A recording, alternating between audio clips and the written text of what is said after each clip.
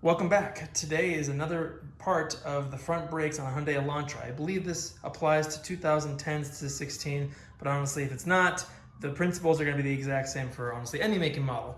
So today we're going to go from these old front rotors here, nice and rusty and crusty, to these beautiful new rotors. Here are all the tools you'll need for this job. 21mm socket for the lug nuts.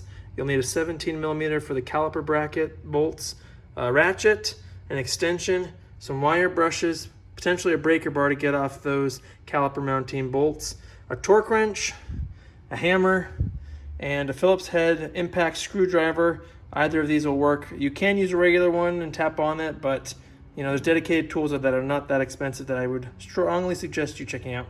Also, eye safety, so some goggles or some safety glasses, gloves, and if you really want just to save you some time, a cheap corded impact will do you wonders. And of course, a pair of wheel chocks, a pair of jack stands just so you can turn the wheel to get access to the caliper bolts, and a floor jack. I will link these below, so if you need any of these tools or next to the products, you can find them easily. You'll need 2 front rotors. Make sure that they're for the front, as well as make sure to get 2 because you do brakes in pairs, both the brake pads as well as the rotors, and then some brake clean and some anti-seize. Not sponsored by anything in this video, but let's jump into it. So the rotors in conjunction with the brake pads work together to squeeze, the pads squeeze onto the rotors to slow down the wheels. Now, obviously over time, the pad material wears away, but also the material here on the rotor. So how do you know when your rotor's bad? Well, let's go through a couple symptoms. The first one being, if you brake and feel a pulsation, then especially when you're braking, that's an indication that your front brakes are warped. Therefore, they're no good. Next thing is any major gouges or pitting that you notice on your rotors. So these ones aren't too bad, but if you run your nail across and you can feel gouges, that's a sign that your rotors are bad. The next thing that you'll notice is if there's anything cracked, that is also a sign that your rotors are bad, as well as any major rust. Now, obviously, when your rotors sit out, they can slightly rust, especially if you're in a humid area, but if they're majorly rusted, then it's time to replace them.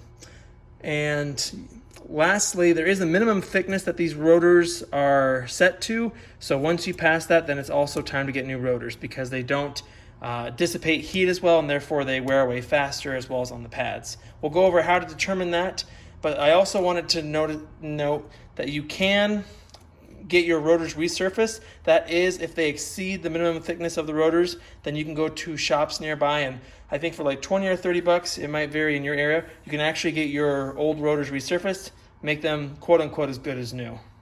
But check your local area to see if that's feasible and cost effective for you. Sometimes car companies are nice enough to put the minimum thickness here on the rotor, either here, sometimes around the sides here, or maybe even here on the top. But as you can see, there is no indication. So I actually had to ask a mechanic friend what the front specs are, and he let me know that 23mm is the standard, so that's how they come, and then the minimum is 21.4mm. So with our sliding dial caliper here, we can measure the thickness.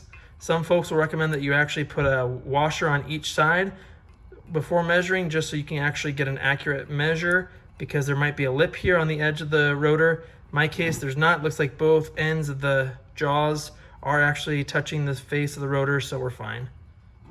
So if we give that a good squeeze, looks like we're just under 0.9 inches. And make sure to get multiple readings around the rotor, just so you can ensure you have an accurate understanding. So it looks like here we're still at 0.9, here we're still at 0.9, here we're still at 0.9, here we're about 0.9 as well.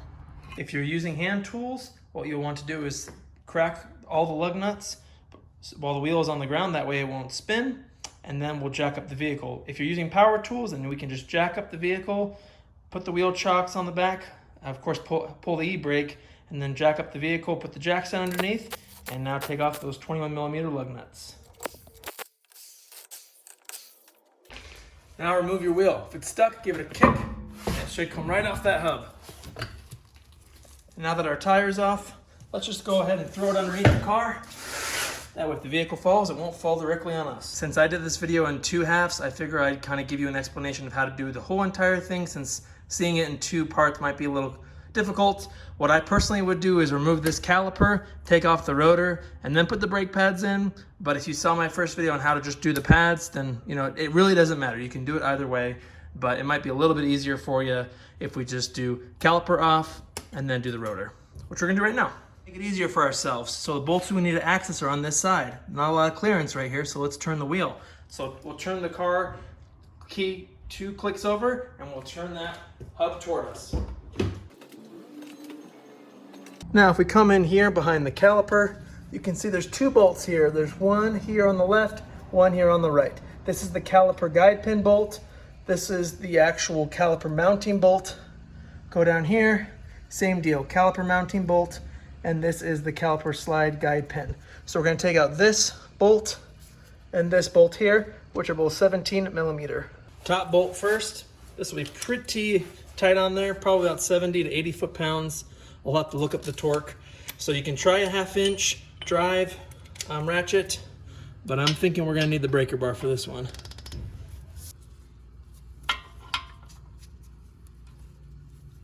Try the breaker bar first. There we go.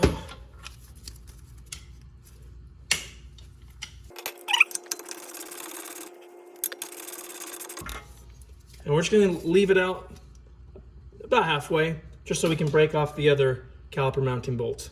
Now the bottom caliper mount bolt. Yeah. Yeah.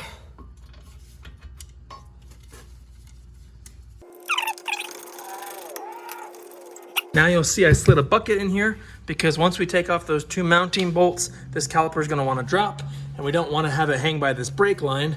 Therefore, you can either hang it somewhere on the suspension, or you can just rest it on a box, or in this case, a 5-gallon bucket.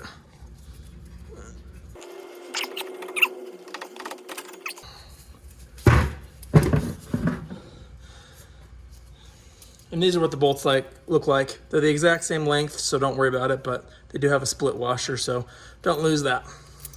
And we'll just keep that up there. Now we can focus on this rotor. And to take off this rotor, usually you would just smack it off and it would come off, but we fortunately get to deal with these 2 Phillips head screws. So there's 2 ways you can get them off. You can try with a screwdriver and then tapping it on the back with your hammer, seeing if that will come loose. So hit it in the back and then try and twist. Or if you want to spend a little bit of money, they're usually not too much. These are called impact screwdrivers. That way when you hit them, they actually ratchet for you. So I'll just kind of give you a demonstration here. So I have my bit in. Actually, I'll try this one since it's in frame. Then we just hit it. Actually, need to actually get it in the hole. And look at that. Spins right off.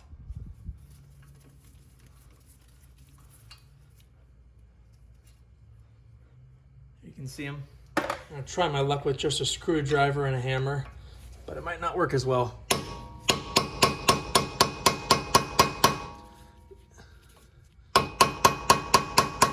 Yeah, it's tight on there. Honestly, you can also try spraying some penetrating fluid in there just to help loosen up the threads, maybe even tap the rotor a little bit just to help break free that rust. But honestly, I'm telling you, this is worth it. You're saving a lot of money doing the brakes yourself. Spend a couple bucks to get this tool. I mean, look at that, easy. Makes it so easy.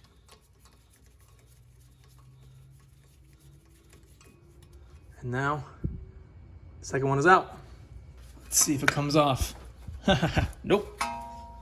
So now what we'll do, you don't want to hit these studs. Unless you want to replace them, then go ahead and hit them. But since we're just replacing the rotor, go around and hit the rim of the rotor. Only do this if you're going to replace out the rotor. You don't want to be marking this up with a hammer, or else you don't want to reuse that rotor. So now, since we're not reusing it, just going to tap around the perimeter of the rotor so that we can get it off.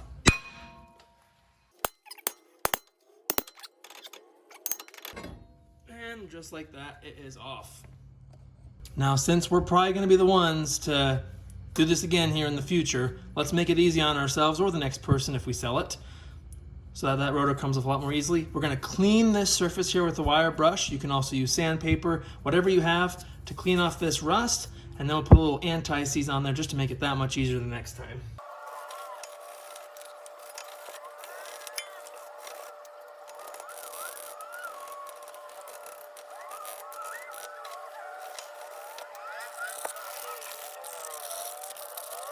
Just make sure the surface is nice and soft. There's some rust corrosion on here, but it's good enough for me. Since I'm working in my garage, I have this foil pan here underneath, so I can clean this off and not make a mess of my garage floor.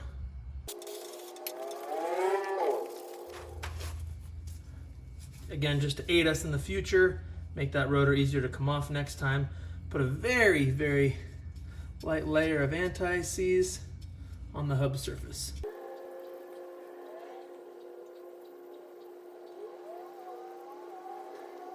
This is how I do things.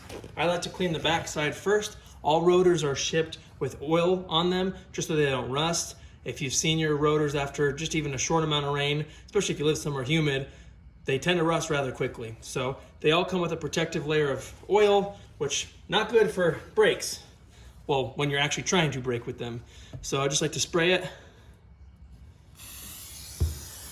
with some brake clean and then wipe it off as many times as you need until you don't see any more oily residue. Now get your rotor and make sure the backside stays clean since we just sprayed that down, and then line it up so that the screw holes are in the right place. Like that. Now I'll be honest with you, you don't have to put the screws back in, because honestly, you'll see a lot of rotors don't use screws. Just some manufacturers prefer to keep them there. So if you want, you can put them back in. If you don't want to, you don't have to. I know that's controversial, but let's be real.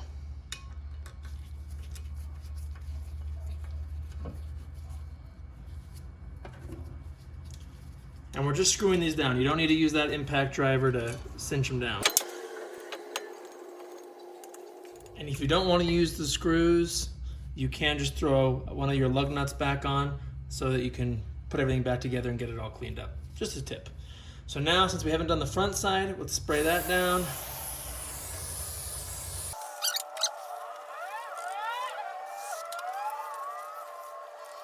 Now here's where I'd follow the other brake video I did in terms of exchanging out the pads if you haven't done that already and need to do that. But let's say you've already done that, or you don't even need to do that in this case. Let's put this rotor, or let's put this caliper back on this rotor. Get it lined up. Make sure that brake line isn't getting twisted. There we go. And line up your first bolt.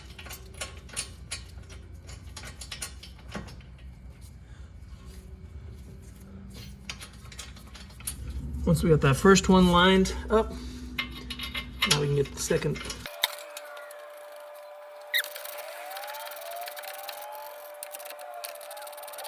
Now to tighten those caliper mounting bolts to torque spec, I think it's 70 foot-pounds for the caliper mounting bracket.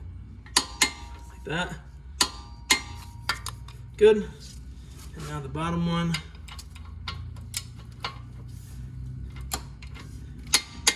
Good.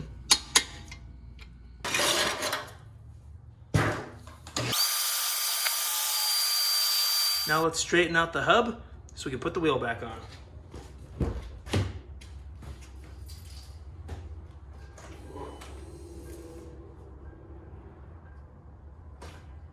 And just in case we touch the rotor with anything that we don't want on those brakes, I'm going to just give it one last clean.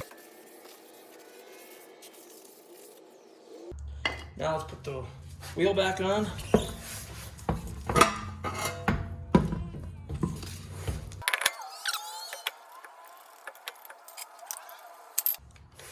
Now get them as hand tight as possible. And if you're not using power tools, Just keep going until the wheel starts to spin, and then we'll need to lower it and torque it. But if you're using power tools, you can get it most of the way there. Again, always tighten lug nuts in a crisscross pattern.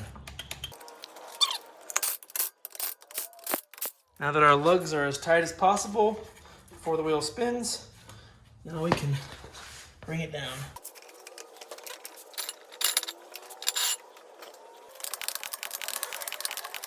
Make sure to give the pedal some good pushes just to make sure you still have your brakes. That's how you change the front rotors on a Hyundai Elantra. Check out the other video if you have questions about replacing the pads. Again, I really wish I could have done this in one video, but again, I was waiting for parts. So 2 parts. So if you have any questions about either the pads or the rotors, just let me know and I'm happy to do my best to answer. Thanks so much for watching. If you have any constructive thoughts or helpful feedback or tips, feel free to put them below. Thanks for watching. Subscribe if you haven't already. I'll link everything down below that I use to make it easy on you. Thanks for watching. And don't just throw out your metal. Some junkyards and local recycling places will actually take it and give you a little money back for the metal.